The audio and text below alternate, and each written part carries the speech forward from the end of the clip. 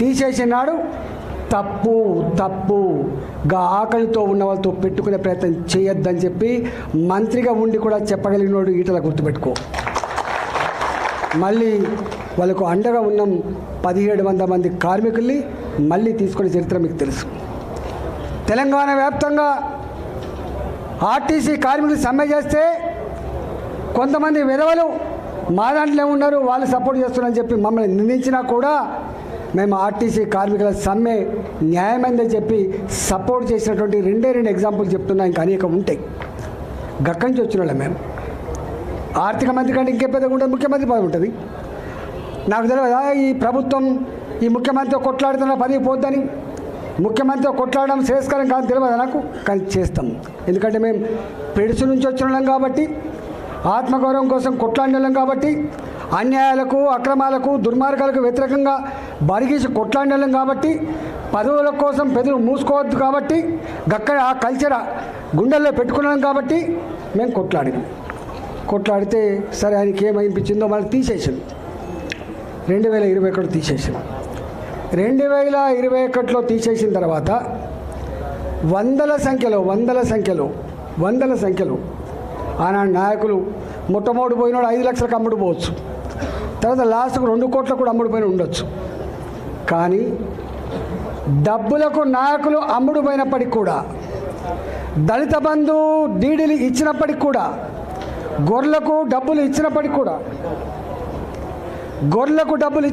కూడా దాదాపుగా ఆనాడు 6 నెలల కాలం పాటు దేశ చరిత్రలో ఎక్కడ కూడా గన్ని రోజుల పాటు ఎన్నికల ప్రచారం చేయడం సాధ్యం కాదు దేశ చరిత్రలో. కానీ సాధ్యమైంది కేవలం హుజురాబాద్కు మాత్రమే. 6 నెలలు కొట్లాడినాం.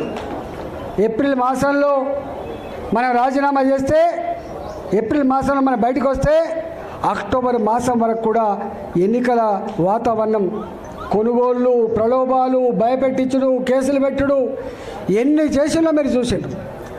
చివరికి తెలంగాణ ఆత్మగౌరవం గెలిచింది. కేసీఆర్ చెంప చెల్లు మనిపించింది. ఆనాడు యావత్ తెలంగాణ జాతిలో ఒక ఆలోచన వచ్చింది. ఓహో, ప్రలోభాలు ఉన్నప్పటికీ, డబ్బు ఖర్చు పెట్టినప్పటికీ, ఓటుకు 10,000 రూపాయలు ఇచ్చినప్పటికీ హుజురాబాద్ చూపిన చైతన్యం, హుజురాబాద్ చూపిన తెగువ చాలా గొప్పకుందని చెప్పి ప్రపంచంలో ఉన్న తెలుగు వాళ్ళందరూ కూడా కీర్తించిండ్రు 2021 ఫలితాన్ని. ఇవాళ నా మీద కుట్ర చేసిండు ముఖ్యమంత్రి అన్నాడు. నాకు నిజంగా 2021 వరకు అధికారంలో ఉన్న, ప్రతిపక్షంలో ఉన్నా కూడా నేను ఏ పని అంటే ఆ పని చేయించుకోగలిగిన. ఎందుకంటే నేను ప్రజాప్రతినిధి కాబట్టి.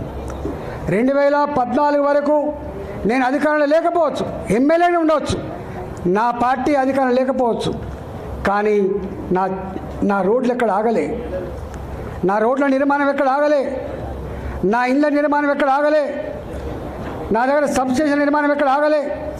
నేను బాధ్యత అనేది మర్యాదగా నేను ఇక్కడ ఎమ్మెల్యేను, నా ప్రజలకి సమస్య ఉందని చెప్తే ఆనాటి సమైక్య పాలకుల ముఖ్యమంత్రులు కూడా భయంతో మాకు డబ్బులు ఇచ్చేది, భయంతో మాకు శాంక్షన్లు ఇచ్చేది. కానీ ఈ ఓడిపోయిన ముఖ్యమంత్రి మొత్తం చరిత్రను తిరగరాసే పద్ధతిలో, ప్రజలు అసహించుకునే పద్ధతిలో, ఎమ్మెల్యే గారికి ఉండే ప్రోటోకాల్ కూడా లేకుండా చేసి, ఎమ్మెల్యే గారు చేయాల్సిన కనీస కర్తవ్యం కూడా చేయకుండా చేసి, ఇవాళ దొడ్డిదారిన ఒక పదవి కట్టబెట్టి వాడికి అన్ని రకాల హక్కులు ఇచ్చి, ప్రోటోకాల్స్ ఇచ్చి నన్ను ఇబ్బంది పెట్టే ప్రయత్నం చేసిండు. అయినా నేను అనుకున్న ప్రజలు గొప్ప వాళ్ళని. ఆ 2.5 సంవత్సరాలు ఎంత నరకం అనుభవించినో మీరు చూసింది. అంతేకాదు, సరే కుట్రదారులు ఎవడు ఓడగొట్టిండో, ఎవడు గెలిపించిండో దాని జోలికి పోతలేను. కానీ నేను ఒకటి మాత్రం ఇప్పటికీ, ప్రజలెప్పుడు కూడా మోసం చేయరు. ప్రజలకు నాయకత్వం వహించే వాళ్ళు మాత్రం చక్కటి దారి చూపించాలి. ఇక్కడో అక్కడక్కడ నెగ్లిజెన్సీ ఉందా, ఇంకేముందో తెలియదు, కానీ మొత్తం మీద ఓడిపోయినాం. ఎన్నడు అంటే హుజురాబాదులో ఓడిపోతామని చెప్పి ఎవరు కళ్ళ కూడా ఊహించింది, ఓడిపోయినాం. దాన్ని అంగీకరించాల్సిందే. నేను అనుకోకుండా ఇక్కడికి వచ్చిన ఇక్కడి ప్రజానీకం అంతా కూడా గొప్పగా ఆశీర్వదించి గెలిపించింది. మీకు తెలుసు